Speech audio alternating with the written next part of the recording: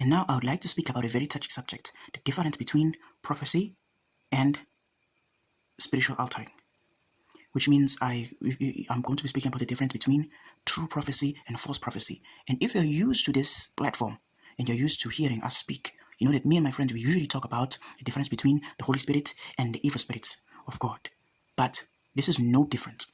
I will be addressing the difference between the evil spirit and the Holy Spirit, but in the terms of a talent, in the terms of prophecy.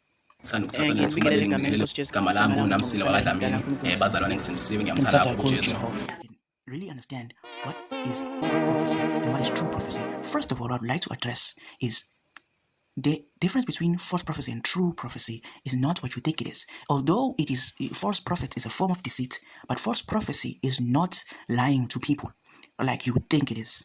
For instance, people have a tendency to believe that false prophecy is just showing up and saying a bunch of things that are a lie. No, false prophecy is spiritual altering. And before I explain that, let me first go into details about true prophecy.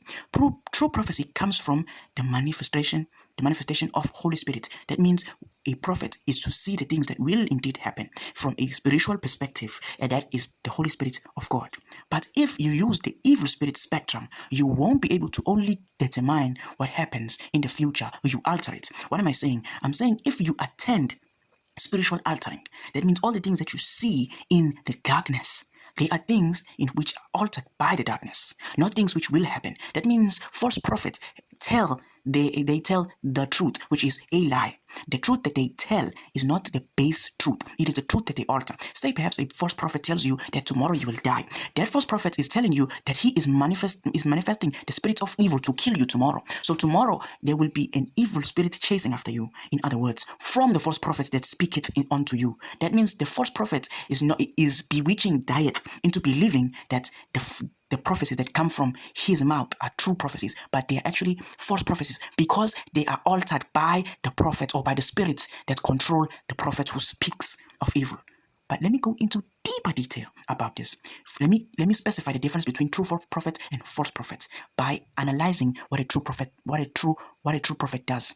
When a true prophet prophesies, the prophecies that come from a true prophet are the prophecies that come from the mouth of God. What do I mean by the mouth of God? I mean by the actual words that come from God. Who is God? God is the Holy Spirit. The Holy Spirit is God. What am I saying? I'm saying only God can tell you what happens in the spirit world. There are two worlds. There is the physical world.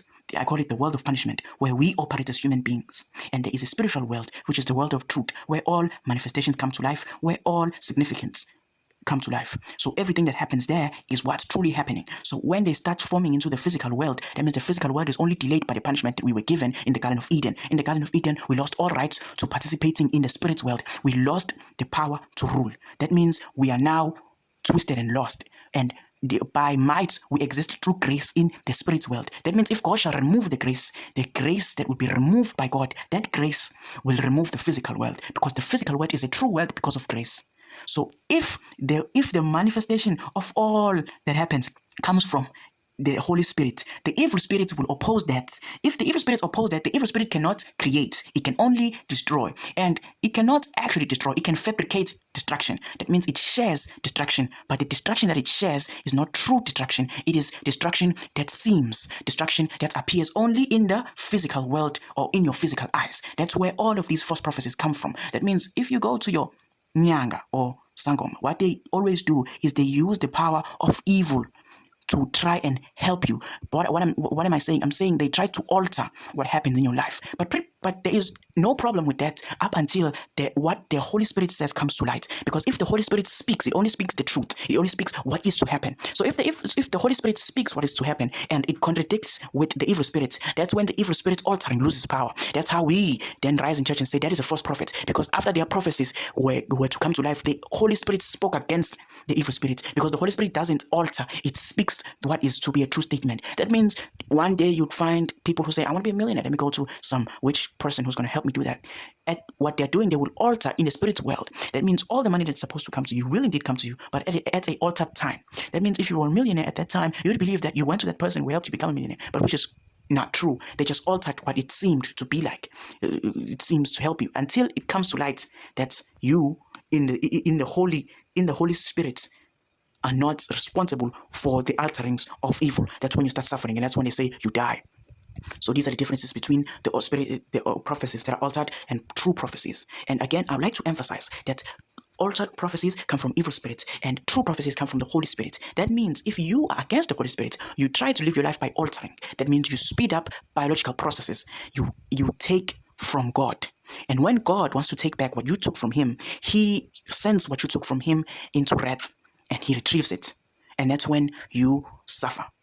So that is the difference between false prophets and true prophets. But we heard that from both these prophecies, one of them is prophecies of deceit. What is the prophecy of deceit? The prophecy of deceit is the altered prophecies, or somewhat the false prophecies. False prophecies are altered prophecies. It means basically they are false prophecies. We were told that they are deceitful. What does that mean specifically? It means that whatever you have or whatever you gain from the evil spirit does not belong or is unjust or is not true. That means one day it shall come to light that it shall perish, it shall be distracted. That basically means that I'm basically trying to symbolize to you what is true and what is false. For instance, we've heard that people talk about ghosts and everything and say, do ghosts exist? And the truth is, when we look at the spirits, or when we explain it on a spiritual level, ghosts don't exist because they only exist from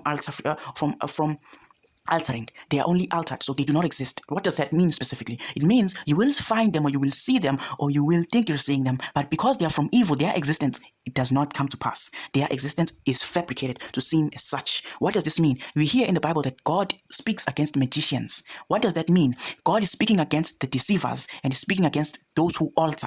God is speaking against those who fabricate. God is speaking against those who build what seems to be such but is not. God is speaking against those who alter prophecies. Basically meaning he's speaking against those who use trickery and those who use some form of deceit that seems to be physical but is not. What am I saying? I'm speaking about those ghost legends that we hear about, and you think they don't exist. They seem to exist. That's why I say they don't exist. That's why a rational human being will say they don't exist, because specifically that is the truth. But when I speak about it on a spiritual level, I'm saying that they don't exist because they are altered, fabricated, and created by evil powers. What am I saying in total? I'm saying there was a war in heaven that happened. There was a war between angels of God and the angels of Lucifer.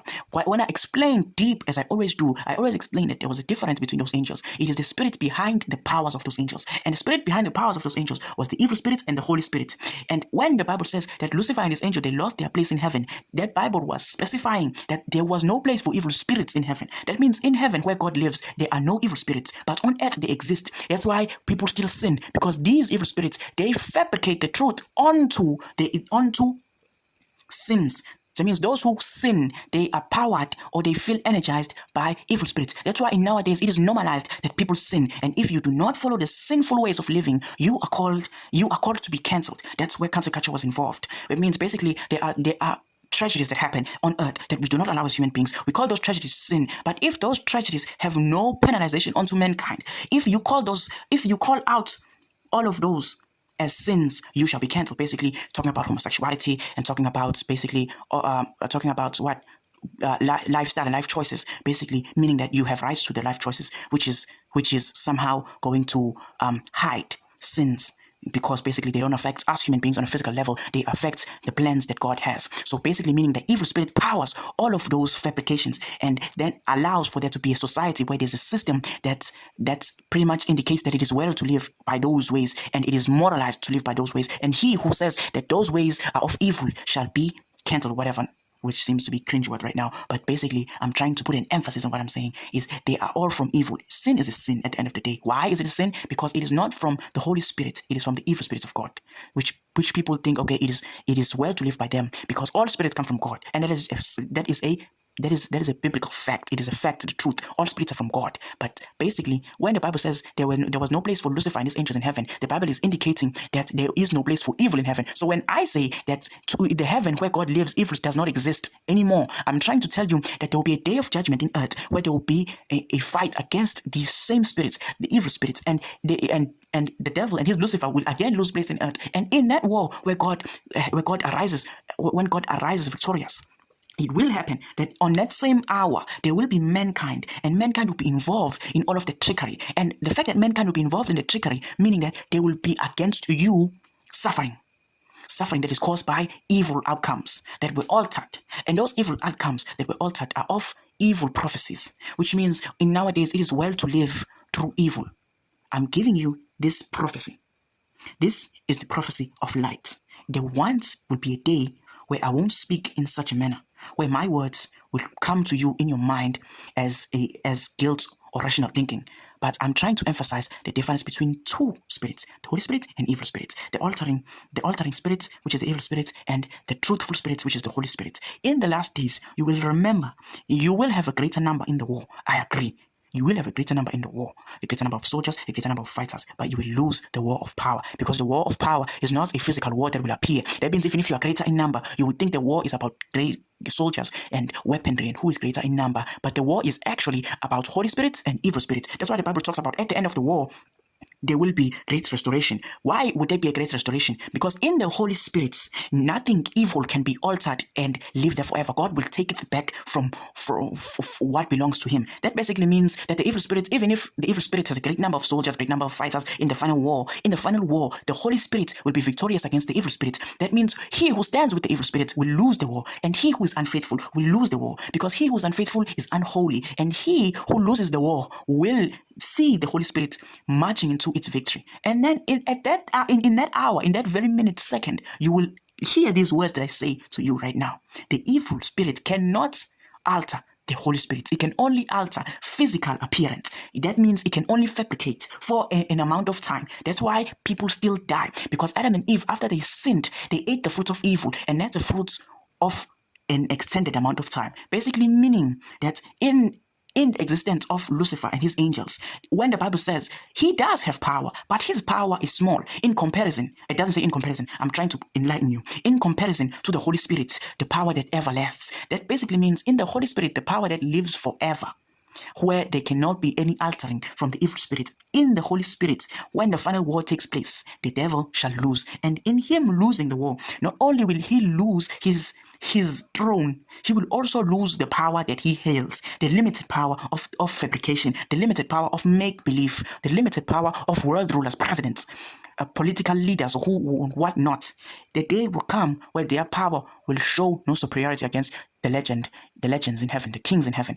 One of the kings that were mentioned in the Great War, the King Michael.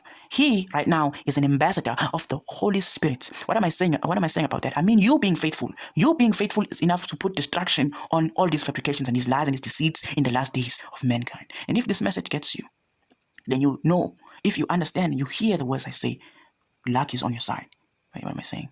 No, not luck is on your side. God is on your side. Power is on your side. Grace is on your side. Because once you hear the words that I speak today, you will understand what it means, the war of power. The war of power is a great war, I agree. There are no wars that have been such. For instance, there have been many human wars which are worldwide wars that were known and were recorded and were seen as history's biggest wars. But the war of power in the manifestation of the physical world, it overwhelms us in such a way that we fear the war itself, either than fearing the side we choose. That's what fabricates most of our brothers and sisters who preach the gospel into preaching false preachings, and who preach false prophecies, and who guide you into deceits. Because the war of power is so scary that it puts fear into the church itself. But if you are faithful and you rely on Holy Spirit, then you know that truth always wins against lie. That's why in court we judge against those who seem unjust.